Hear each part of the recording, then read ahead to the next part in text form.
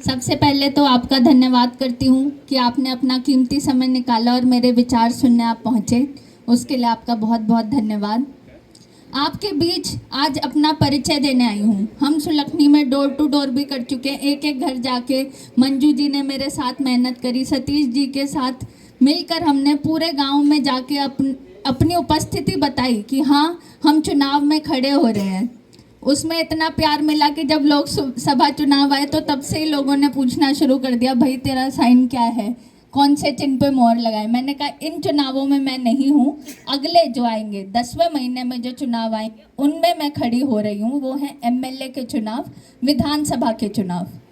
एक एमएलए के चुनाव बहुत अहम है क्योंकि उनका एक एमएलए का सीधा असर होता है हमारे जीवन पे। हमारे जीवन पे कैसे असर होता है, चाहे पार्टी कोई भी हो, चाहे दिल्ली में कोई बैठे, चाहे चंडीगढ़ में कोई बैठे, लेकिन वो जो पार्टी योजनाएं बना रही है वो हम तक कौन पहुंचा रहा है? हमारा प्रतिनिधि, जिसको हम वोट डाल के आ रहे हैं, जिसका बटन हम दबा के आ रहे हैं। तो वो बहुत अहम फैसला है और एक भारत का नागरिक होकर ये हमारा कर्तव्य है कि हम सोच समझ के एक अच्छा प्रतिनिधि चुने। एक छोटा सा उदाहरण देना चाहती हूँ।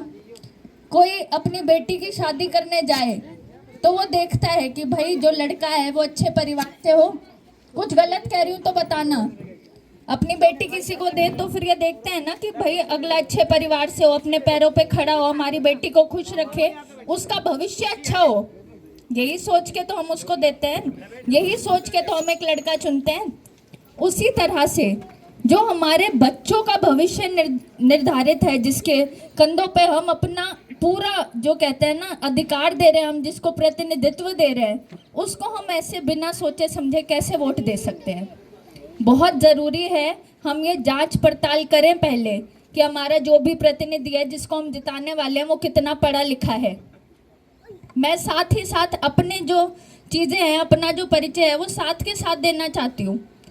मैंने अपनी पढ़ाई वकालत में करी है, लंदन से करी है। वो भी सिर्फ इसलिए क्योंकि जब मैं छोटी थी तब अपने स्वतंत्रता सेनानियों के बारे में पढ़ा था, कैसे हमारे जो पहले राष्ट्रपति थे, हमारे पहले जो लॉ मिनिस्टर थे, कानून मंत्री थे, या जो स्वतंत्रता सेनानी जिन्हें रिफॉर्मर्स कहा जाता है, जिन्होंने हमारे भारत देश को आकार दिया है, वो सभी वकील थे।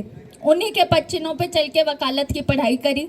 फिर ये जाना कि उन्होंने लंदन से अपनी शिक्षा प्राप्त करी थी, तब एक जुनून मन में आया मैं भी उन्हीं की तरह लंदन जाऊंगी। मेहनत करी, स्कॉलरशिप लेकर लंदन गई, वहाँ से वकालत की पढ़ाई करके मैं वापस आई कि उन्होंने जो क्रांति करी थी वो मैं भी करूँगी। कोई ना कोई प्रेरणा ज़रूरी है। मेरे प्रेरणा स्रोत में महात्मा गांधी को मानती हूँ, बाबा साहेब अम्बेडकर को मानती हूँ, बाल गंगाधर तिलक को मानती हूँ, राजेंद्र प्रसाद जी को मानती हूँ। ये सारे वकील थे। अब वकील एक अच्छा राजनेता क्यों हो सकता है? क्योंकि एक वकील हमारा संविधान जानता है।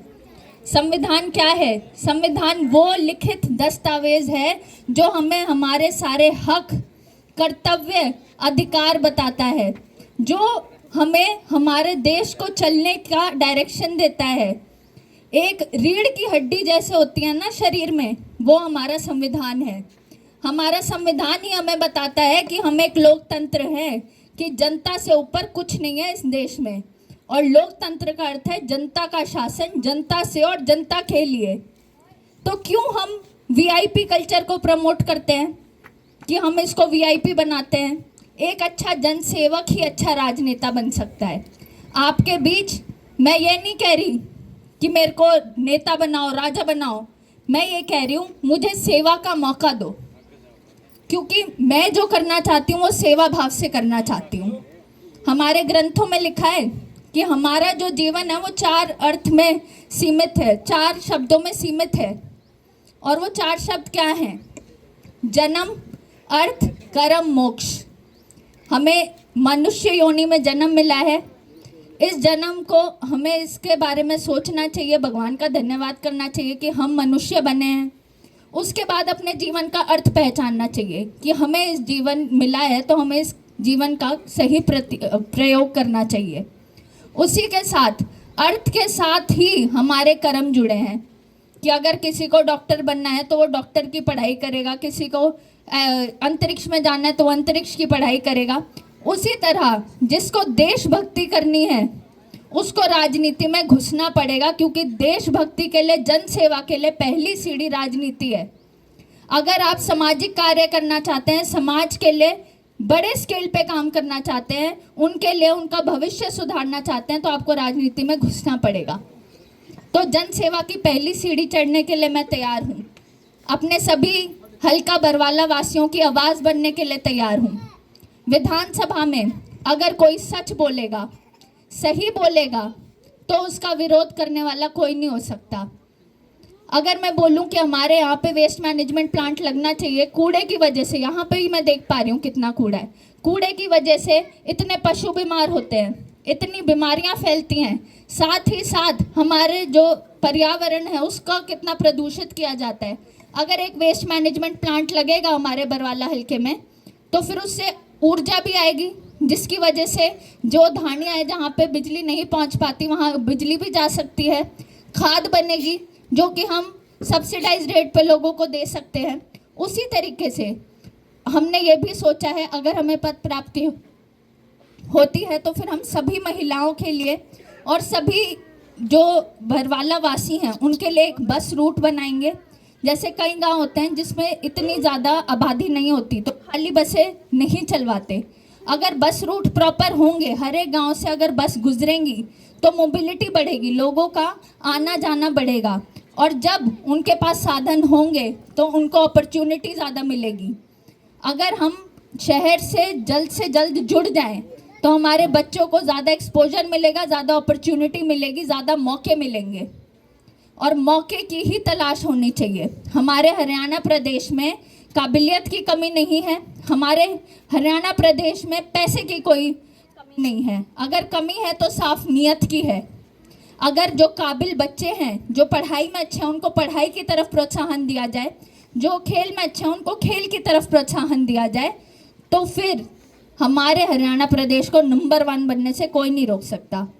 और ये तो हम देख ही सकते हैं, चाहे पढ़ाई हो, चाहे खेल हो, चाहे कोई भी क्षेत्र हो, हरियाणा का बच्चा हमेशा आगे मिलेगा, क्योंकि उनको इतना संघर्ष करना बचपन से ही सिखाया गया है। वहीं अगर उनको वो सही इंफ्रास्ट्रक्चर, सही निर्माण अगर उनके हक में हो जाए तो वो कितनी तरक्की कर सकते हैं। उसी सोच के साथ अपने हल्का बरवाला को एक मॉडल विधानसभा क्षेत्र देखना चाहती हूँ, उसी के हित में काम करना चाहती हूँ और आप सभी से सेवा का मौका चाहती हूँ। जन्म, अर्थ और कर्म मोक्ष का यही अर्थ है कि अगर अपने जो कर्म हैं वो भक्ति भाव से किए जाएं, बेशक वो देशभक्ति हो, बुजुर्गों की भक्ति हो, भगवान की भक्ति हो, तो आपको अंत में भगवान के चरणों में जगह मिलेगी। आप इस दुनिया से चले जाओगे, लेकिन आपकी अच्छाई बुराई हमेशा इधर रहेगी। तो काम वही करने चाहिए जो जिससे बड़ों के दुआएं मिले, आशीर्वाद मिले। तो मेरा इतना सा लालच है, अभी भी मैं वही काम करूं जिससे मुझे बड़ों के आशीर्वाद मिले, दुआएं मिले। बेशक वो सालासर धाम की यात्रा करनी हो, जैसे सभी महिलाओं को सालासर लेकर गए थे, उसी तरह अब वो जो तीर्थ रथ है वो सभी बुजुर्ग और युवा साथियों के लिए भी हमने शुरू कर दिया है। अगर आप में से कोई भी इच्छुक है जाने के लिए और आपका बुलावा आ रहा है, तो आप अपनी नाम और नंबर की लिस्ट मेरे तक पहुंचा दें। जिस टाइम मेरे पास लिस्ट पहुंच जाएगी उसी हफ्ते आपकी बस चलवा दी जाएगी। उसके अलावा हमने प्रत्येक गांव में आँखों के शिविर लगाने शुरू करे हैं। उसमें क्या है, जो भी अपनी आँख दिखाना चाहते हैं, जांच करवाना चाहते हैं, वो निःशुल्क रहेगी। हाथों हाथ दवाएं दी जाएंगी, अगर दवाई की ज़रूरत है वो भी निःशुल्क रहेगी। किसी भी बुजुर्ग की आँख बननी है तो आँख भी बनवाई जाएगी निःशुल्क सर्वेश अस्पताल में।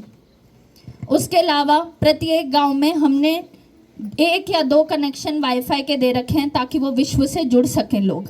आजकल इंटरनेट के माध्यम से हर एक चीज़ के सवाल के जवाब मिलते हैं और हर एक चीज़ हम सोच सकते हैं, समझ सकते हैं और इंटरनेट के माध्यम से सीख सकते हैं। इसीलिए संजना सातरोड शिक्षा चौपाल मुहिम में 7 महीने पहले हमने इंटरनेट लगवाए थे। आने वाले समय में हम 30 कनेक्शन और लगाएंगे हल्का बरवाला में, जहाँ पे सार्वजनिक जगहों पे हमने वाईफाई नहीं दे रखे। कोशिश यही थी कि लोगों तक पहुँचे। जहाँ जहाँ BSNL के कनेक्शन नहीं थे वहाँ पे हम अब लगा देंगे। आपके गांव में भी इधर कितने कनेक्शन है? एक सरपंच जी के घर पे 1 कनेक्शन है, क्योंकि अगर हम कुछ भी काम करना चाहते हैं गांव में तो हम बिना सरपंच जी की इजाज़त के नहीं कर सकते, वो मुखिया हैं। इसीलिए बहुत सारी जगह हैं जहाँ पे सरपंचियों के घर पे ही हमने वाईफाई लगाए हैं, क्योंकि अगर हमारे पास अधिकार होते तो हम अपनी मनपसंद जगहों पे लगा सकते थे। अब ये अधिकार उनके पास है तो उनकी जगह पे लगा दिया। बहुत से काम होते हैं जिसमें हम अपने हाथ अभी बंधे हुए हैं, उन हाथों को खुलवाना चाहती हूँ, ताकि जो काम मैं 2 साल में करती हूँ जनहित याचिकाएं लगा के, वही काम मिनटों में कर सकूँ या महीनों में कर सकूँ। जनहित के काम करना ही मेरा मकसद है। उसके अलावा आप लोग सब मुझसे बड़े हैं, अनुभवी हैं। अगर आपको लगता है मैं कुछ सही बोल रही हूँ, गलत बोल रही हूँ, मुझे ज़रूर सुझाव दें। सीखने में विश्वास रखती हूँ। अगर मुझे पद प्राप्ति होती है तो ये मैं लिख कर दूंगी कि मेरे घर में एक भी सरकारी पैसा नहीं आएगा। मेरे पास भगवान का दिया गया सब कुछ है। जो भी पैसे हर महीने तनख्वाह के तौर पे भी आएंगे वो किसी ना किसी निर्माण या विकास कार्य में लगेंगे, और पारदर्शिता रहेगी पूरे हलके में कि इस बार की तनख्वाह इस गांव में इस चीज़ के लिए लगी है या इस वार्ड में इस चीज़ के लिए लगी है।